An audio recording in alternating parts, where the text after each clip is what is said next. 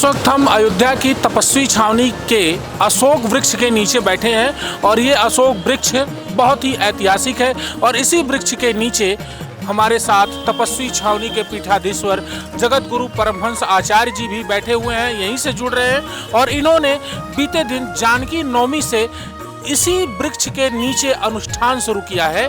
भारतीय सेना के समर्थन में, भारतीय सेना के अग्रसर विकास के लिए, देश के सर्वोच्च विकास के लिए जुड़ते हैं जगत गुरु परमहंस आचार्य से, जानते हैं भारतीय सेना के समर्थन में उनके द्वारा किए जा रहे अनुष्ठान को लेकर के क्या वह अपनी बात को रखते हैं, पूरे विस्तार से हम समझते हैं। देखिए, मर्यादा पुरुषोत्तम भगवान श्री राम की ये पावन जन्मभूमि अयोध्या है। रामनगरी का ये राम घाट पर जो संतों की सबसे पुरानी छावनी श्री तपस्वी जी की छावनी है, यहाँ पर सीता नवमी दिन मंगलवार से देश की सेना के लिए यहाँ पर जो है महामंत्र का जाप शुरू किया गया है, धार्मिक अनुष्ठान। और इसका असर तत्काल मिला कि ऑपरेशन सिंदूर सफल रहा और आतंकियों के 9 ठिकाने नस्त नाबूद हो गए। तो ये कि जो है पलटवार जो रहा वो जबरदस्त रहा और आज मॉक ड्रिल भी है।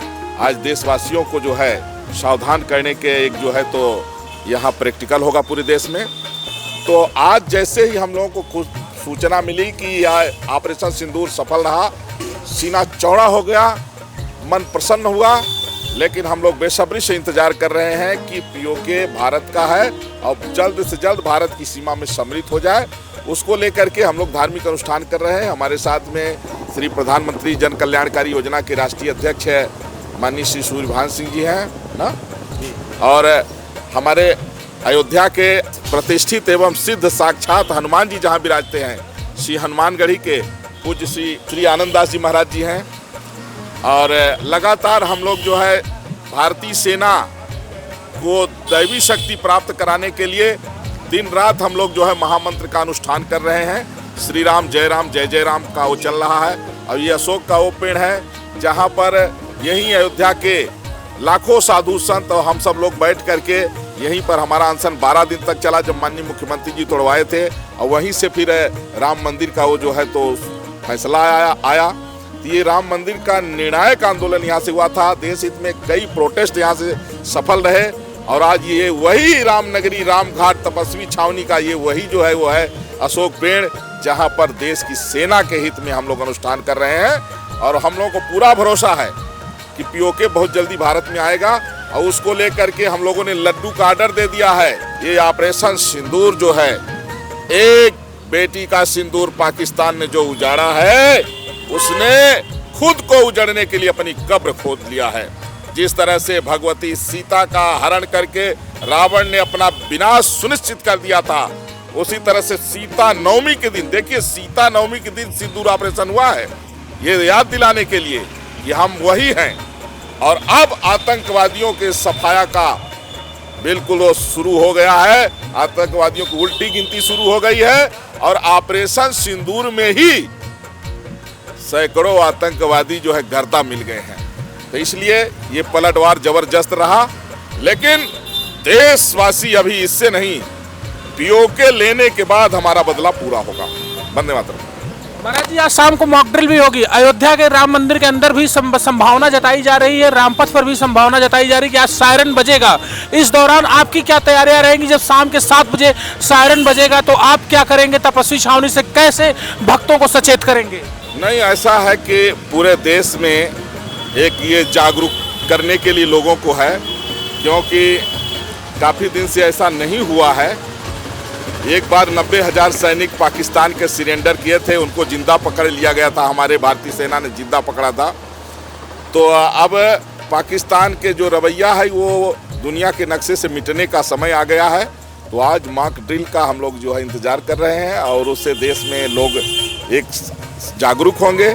जब इस तरह की बात आएगी तो वो फिर जो है अपने सुरक्षित ठिकानों पर पहुंच जाएंगे। तो बिल्कुल पूरा देश जो है अपनी सेना के साथ में है।